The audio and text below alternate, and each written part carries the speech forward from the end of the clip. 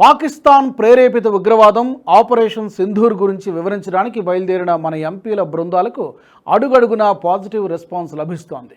JDU MP Sanjay zoo నేతృత్వంలోని దౌత్య ప్రతినిధి బృందం జపాన్లో పర్యటించింది. ఆ దేశ విదేశాంగ మంత్రి తకేషి ఇవాయాను కలిసింది. ఉగ్రవాదాన్ని ఎదుర్కోవడంపై భారత్కు ఉన్న దృఢమైన నిబద్ధతను ఆయనకు వివరించింది. ఈ సందర్భంగా పాకిస్తాన్ ఉగ్రవాదాన్ని స్పాన్సర్ చేస్తోందని సంజయ్ వివరించారు. ఉగ్రవాదాన్ని ప్రోత్సహించడమే కాకుండా వారికి నిధులు కూడా సమకూరుస్తోందన్నారు. పహల్గామ్ ఉగ్రవాద దాడి తర్వాత ఉగ్రవాద స్పాన్సర్లను సమూలంగా తుడిచిపెట్టడమే భారత వైఖరి అని స్పష్టం చేశారు.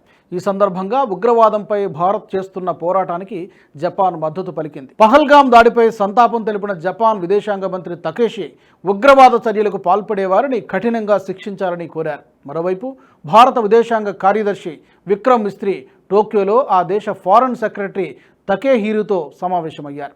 ఉగ్రవాదాన్ని అరికట్టే చర్యల గురించి వారిద్దరూ చర్చించుకున్నారు. అలాగే శివసేన ఎంపీ శ్రీకాంత్ షిండే నేతృత్వంలోని మరో బృందం యునైటెడ్ అరబ్ ఎమిరేట్స్లో పర్యటించింది. అబుదాబిలో యునైటెడ్ అరబ్ ఎమిరేట్స్ మంత్రి షేక్ నహయాన్ను కలిసింది.